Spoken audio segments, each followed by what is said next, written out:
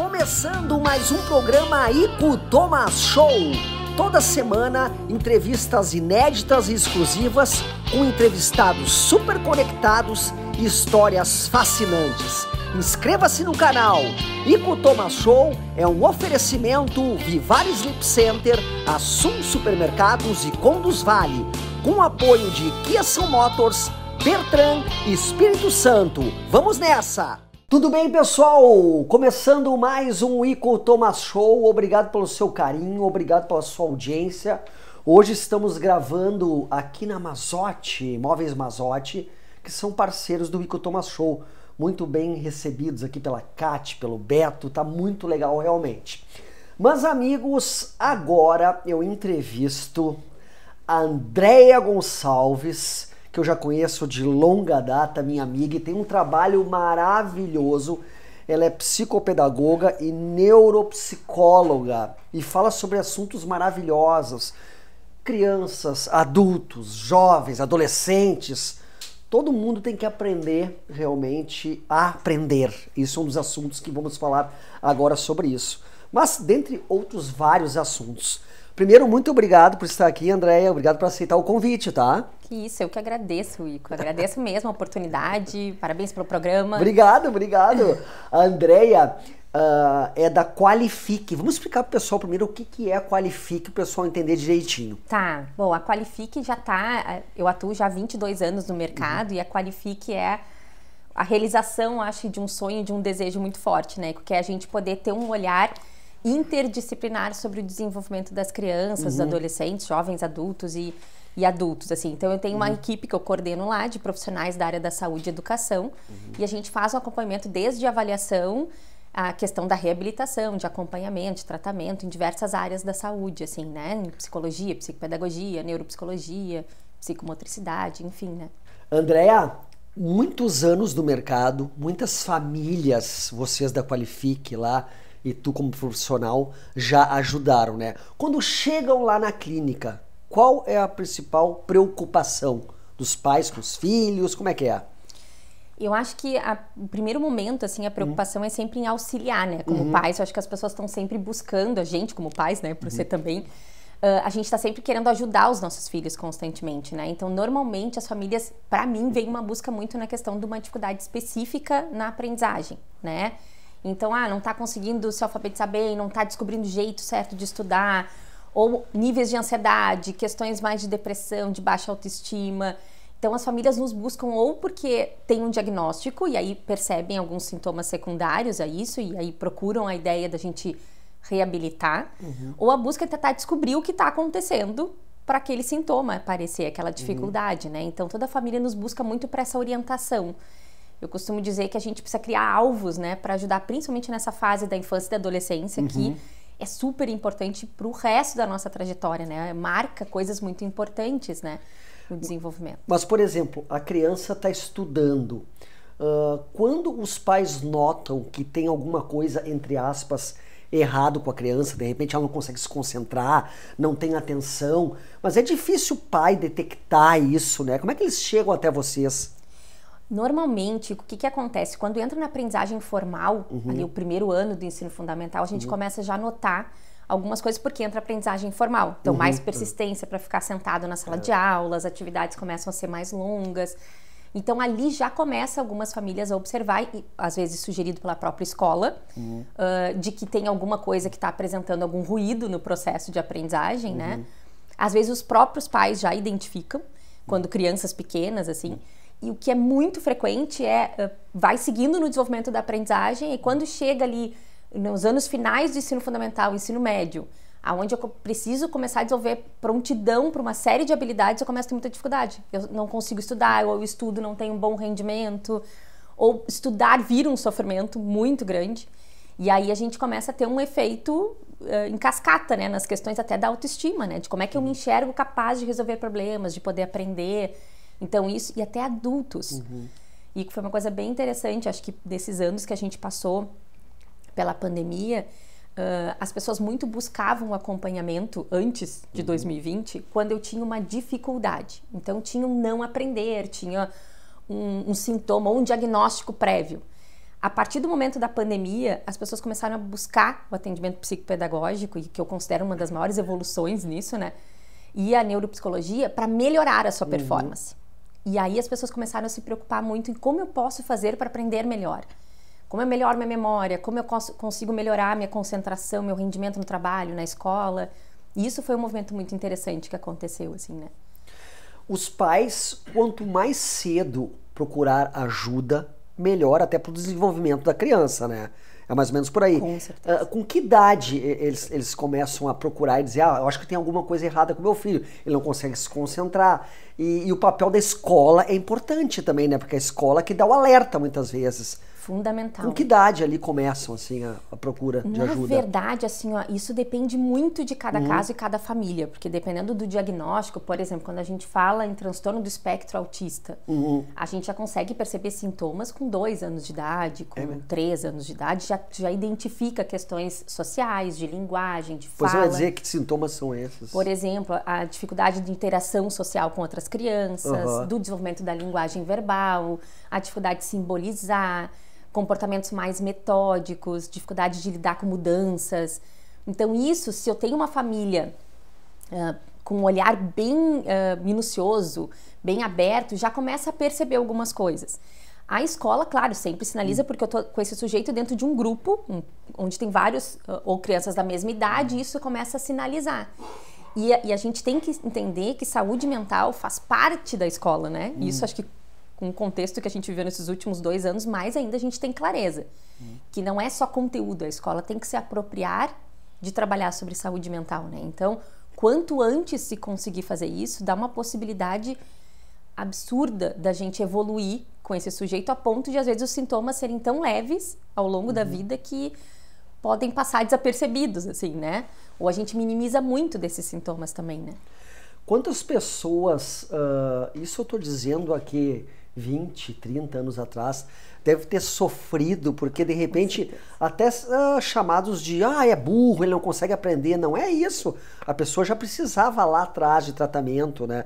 Então, como é importante, né, a tua profissão, ajudar as pessoas. De que ano começaram realmente a prestar mais atenção nisso? Quando começou? Porque há 30 anos atrás as pessoas tinham tido até como burras, né?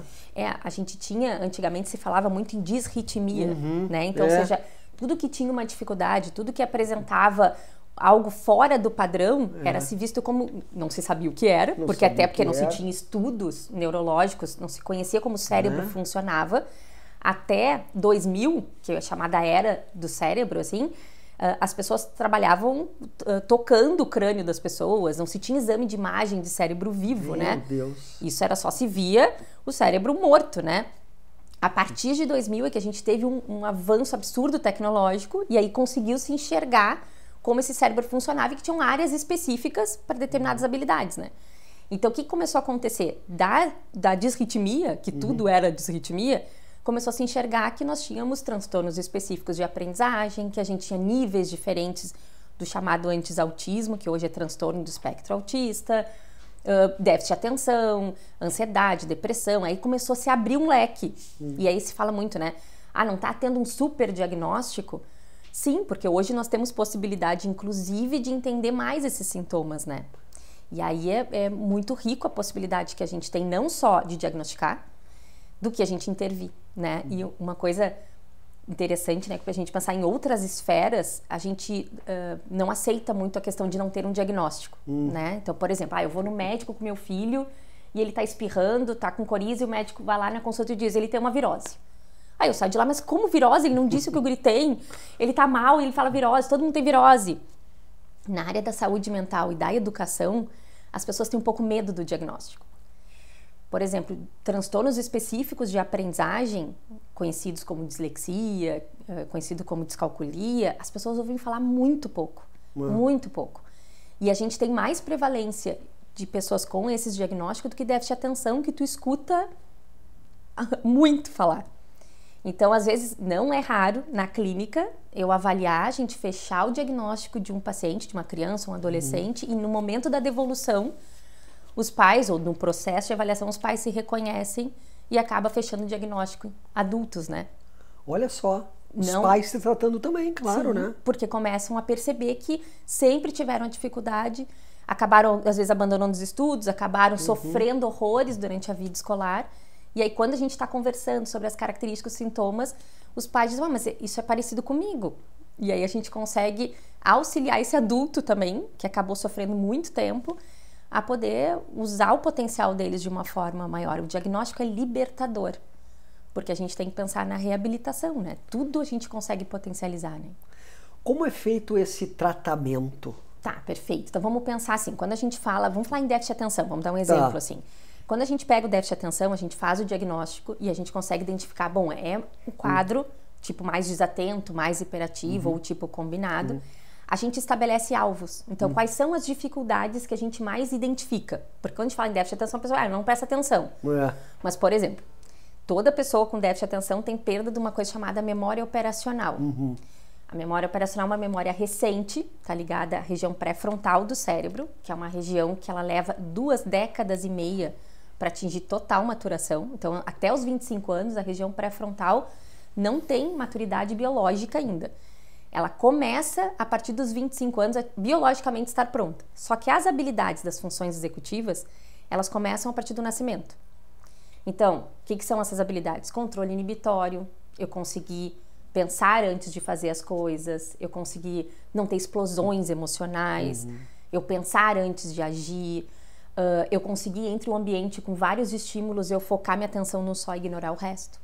A memória operacional, que ela tem muito a ver com seguir instruções, gerenciar muita informação ao mesmo tempo, ter velocidade, que a gente sabe pelos estudos de pessoas que passaram pelo Covid, é algo que tem grande impacto, né? Que é a dificuldade de concentração que as pessoas relataram pós-Covid, né? E a flexibilidade, que é a terceira grande função dessa habilidade, que é a nossa capacidade de manipular as informações. Então, por exemplo, tem estudantes que vão ler uma questão tipo Enem, tem aquele baita texto, aí tem a pergunta e os enunciados. Eu sei a matéria, mas se perguntou um pouquinho diferente, eu esqueço. Então, se eu identifico isso num déficit de atenção, e é uma memória operacional que está fragilizada, é uma questão, eu vou criar uma estratégia de reabilitação, onde a gente vai treinar o cérebro a conseguir lidar melhor com esses recursos. Então, a gente dá as ferramentas certas para esse sujeito, né? Então, a gente cria um plano, às vezes com a psicologia junto, às vezes com a família, trabalhando numa psicoterapia de família, às vezes com a fono, aí depende de cada caso, a gente vai trabalhando em conjunto quando necessário, né? Perfeito, pessoal. Estamos recebendo hoje aqui no Ico Thomas Show a Andréa Gonçalves, que é psicopedagoga, e está nos explicando um pouquinho mais. Eu acho tão legal a tua profissão, porque o número de pessoas que vocês ajudam, assim, é algo realmente que acho que deve chegar em casa à noite com um dever cumprido, assim, né? Pensando, eu ajudei mais uma família, eu acho isso muito legal. No segundo bloco, vamos falar mais sobre este assunto. É rapidinho, o intervalo é rápido, já voltamos, tá?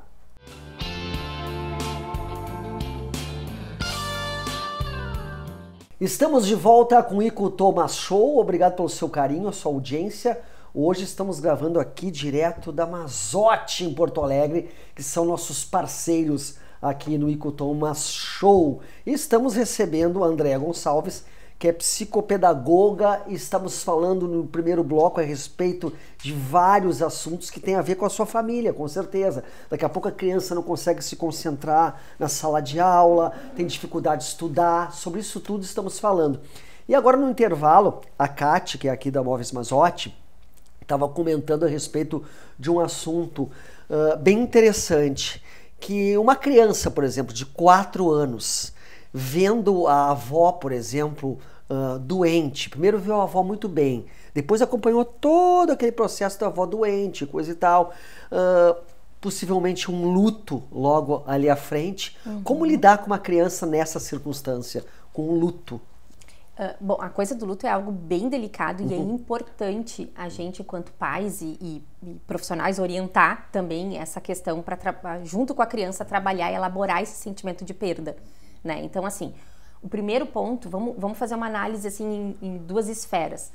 Cognitivamente, vamos pensar uma criança de 4 anos, ela já tem construído uma noção que a gente chama de objeto permanente, que é assim, quando a criança é muito pequenininha e ela tá brincando com o brinquedo e o brinquedo vai longe assim e cai atrás de uma mesa, é como se aquele brinquedo parasse de existir, porque não tem mais o campo de visão, logo aquilo não ela não sente falta, é como se saísse de perto, sumiu do campo de visão e desapareceu. Aos 4 anos, a gente está numa fase do desenvolvimento cognitivo que a criança já tem essa noção permanente, ainda mais no caso de ter convivido bastante, ser uma pessoa de muita referência para ela. Então, a gente não pode não viver isso com a criança. Então, precisa ser falado. E é legal já ir trazendo para a criança de que está acontecendo essa situação, que a avó está tendo acompanhamento, porque a avó está precisando de ajuda, e já trazendo para que a criança não seja uma ruptura tão drástica, mas que ela vá percebendo, e ela já deve estar percebendo, que a situação está mudando. Emocionalmente, a gente precisa ajudar a criança a viver o luto na quantidade e na dimensão que ela tem condições de absorver nesse momento. Então, as famílias às vezes me perguntam assim, tipo, a gente deve levar a criança para se despedir, na cerimônia, de tudo. Isso depende de criança para criança. O importante é que a criança possa simbolizar de alguma forma essa perda nesse momento. Então, seja através de desenhos, seja através de livros, tem muitos livros infantis que tratam esse assunto com uma riqueza absurda, que a criança entenda que a gente perde a pessoa, mas a pessoa permanece com a gente, né? Porque a gente sabe, a gente vive isso, né? As pessoas ficam com a gente. Ontem mesmo eu li uma frase que diz que avós são eternos porque eles pertencem a nós, estão na gente, né? Legal isso. Então, assim, eu acho que é um processo que precisa ser pensado. De criança para criança muda muito, mas não dá para não falar, para não trazer isso para a criança, porque de alguma forma essa criança vai viver isso de novo. Agir com naturalidade, assim, o máximo que puder. E responder as perguntas que a criança faz na medida que ela for trazendo também. Tu vê como isso marca, né? Porque tu estava conversando agora e depois conversando com a Kátia, que falou a respeito desse assunto, eu estava lembrando aqui que como se fosse hoje, assim, quando eu perdi meu avô, que coisa isso. E eu lembro que era natural naquela época, né? Os avós chamarem, conversarem com as pessoas. Eu lembro que meu avô me chamou para se despedir, assim. Que coisa, né? O cara lembra isso da infância. Era algo que faziam, olha, o vô, a avó tá doente, né? Coisa e tal. E eles chamavam e conversavam com a gente sobre isso. Não, tu vê, Nico, olha que interessante, que bom que teve essa oportunidade tu, quando criança, ter vivido esse momento. Agora, se a gente pensa, olha, quantas pessoas nesses últimos 2 anos tiveram perdas que não conseguiram viver nada do processo de luto também. O quanto isso impactou na questão de saúde mental. A gente teve um aumento drástico de casos de diagnóstico na área de saúde mental de 2020 para cá. Pois eu ia te perguntar agora, pós-Covid, hein? Como ficou? O que as pessoas estão falando nos consultórios? Tá, bom, a gente está recebendo no consultório, assim, uma demanda absurda. A gente costuma dizer, eu costumo dizer que a pandemia não criou nada, mas ela muitas vezes acelerou muitos quadros de diagnóstico, assim. Então, a gente sabe que, geneticamente, a gente pode ter uma predisposição a desenvolver, por exemplo, ansiedade. Quando tu pega um adolescente que tinha uma predisposição a desenvolver ansiedade e coloca ele em isolamento social, sem convívio com outras pessoas, com a questão do excesso de telas, a questão do sistema online, e isso começou a agravar e acelerar muitos diagnósticos. Então, a gente...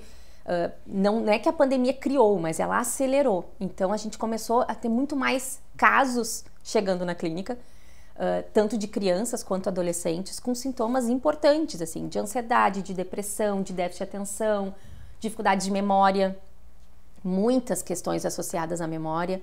Então, a gente está recebendo muito... a gente está vendo a ponta do iceberg ainda, porque nos estudos neurocientíficos se fala que a gente ainda vai ter uns 4, 5 anos ainda que nós vamos estar colhendo as sequelas desse período, não só do Covid em si, como da questão do reflexo do isolamento social, né? A gente não sabe onde atingiu exatamente, não foi só em uma área, né? Pessoas ficaram com problemas, muitos de respiração, mas muitos eu notei também com algum déficit mental, né? Isso pode acontecer. Sim, porque o que a gente tem hoje comprovado que o Covid e o isolamento social provocaram impactos como, por exemplo, questões de sono. Então, a gente com a questão do isolamento social, da pandemia, a gente perdeu muito da rotina. Então, era muito frequente tu ver pessoas que trocavam a noite pelo dia, porque não tinha rotina, ou ficaram com distúrbio de sono pós a questão do próprio Covid. E a gente sabe que o sono tem uma ligação direta com a nossa capacidade de organizar a memória de longo prazo. Então, a gente tem escutado muito essa referência das pessoas dizendo, mas eu aprendo e esqueço. Ou a professores na escola dizem, olha, ele está ensinando, eu tenho certeza que ele aprendeu. Ele chega no outro dia e não lembra mais. Então, isso tem muito a ver com isso. O excesso de tela, a gente tem uma pesquisa recente, e que saiu agora, meses atrás, falando do impacto do smartphone para o nosso cérebro. Isso é algo que me preocupa muito. Você que é pai, cuide do seu filho com telefone o tempo inteiro, sabe? É importante a gente também brincar com o filho, desenhar com o filho, porque só tela, só smartphone, claro que tem horas que pode dar, não tem problema, mas eu ando notando assim um excesso de telas nas crianças, né? Isso é gravíssimo, né? Muito, porque o impacto neurológico disso, como a gente estava comentando, a região pré-frontal do cérebro, ela não está madura o suficiente. E o impacto que a gente tem, essa pesquisa do smartphone comprovou em testes de QI que só a presença, eu não preciso nem mexer no telefone, a presença dele no ambiente diminui meu índice de potencial de inteligência. Olha só, gente. Então, isso pensando num cérebro de uma criança que não está com ele desenvolvido, um adolescente que o cérebro está muito modificado pelas questões hormonais, é um impacto que tu vai levar para o resto da vida. E entre os impactos é a dificuldade de concentração, porque eu começo, e a gente estava até comentando, TikTok, vídeos que a gente tem, é tudo muito curto, é tudo muito rápido, eu só vou passando, vou assimilando. E quando nós, adultos, que temos essa região amadurecida, nós sentimos esse impacto. Imagina uma criança se formando. A gente pega o telefone quando vê tu tá na rede social e tu fica. Nem era pra estar ali, mas tu pegou o celular, tu já vai lá e começa a fazer. A gente sente isso e parece que tá sempre, a sensação de sempre estar devendo alguma coisa, porque ou eu não posto na rede social, ou porque eu não respondi o WhatsApp tão rápido. É uma loucura isso. É uma sobrecarga muito grande. Não é que a gente tenha que tirar isso, porque não tem como evitar. Não tem. Diminuir. Oferecer outros recursos.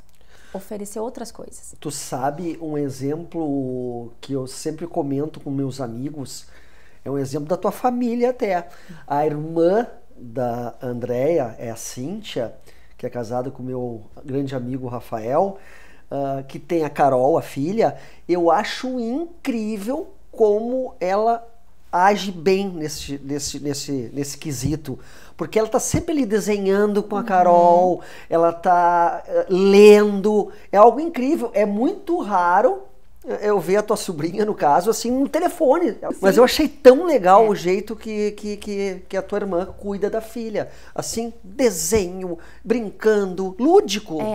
E assim, ó, não conheço nenhuma criança que vai negar esse tipo de vivência com os pais, por exemplo, para trocar. Só que o que acontece muito na clínica que eu converso vem aquela queixa, né? O adolescente só fica no celular, a criança só fica no celular. Aí quando a gente começa a conversar, a gente entende que o pai e a mãe também têm essa característica. Então, ou seja, eu também chego em casa e eu só fico no celular. Eu faço a refeição, com o celular. Então, como é que a gente vai querer mudar um comportamento de uma criança e de um adolescente se nós adultos não estamos conseguindo dar o exemplo, né? Aí tem aquela frase, né, que o educar dá trabalho. Quando a gente tem filho, a gente sabe disso. Educar vai dar trabalho, mas não educar vai dar muito mais. Então é melhor a gente pensar nessas estratégias e ofertar experiências, que é o que eu costumo fazer com os meus filhos também.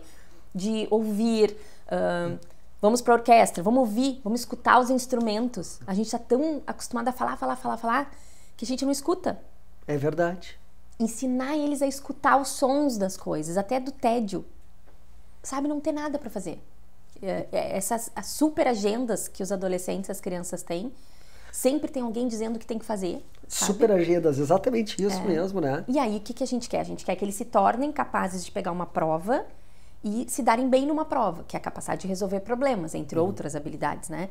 Só que eles não resolvem nada sozinhos. Nada. Eles vão aonde as pessoas mandam, a agenda está organizada, a roupa está separada de manhã. Então, se eu não desenvolvo isso em casa, como é que eu vou desenvolver isso cognitivamente, né? As funções executivas, elas precisam ser estimuladas. Elas são muito frágeis. E elas são mais importantes para o sucesso na escola do que o QI, do que a inteligência, né? Com certeza. Olha, assunto maravilhoso com a Andréia Gonçalves aqui, que é psicopedagoga.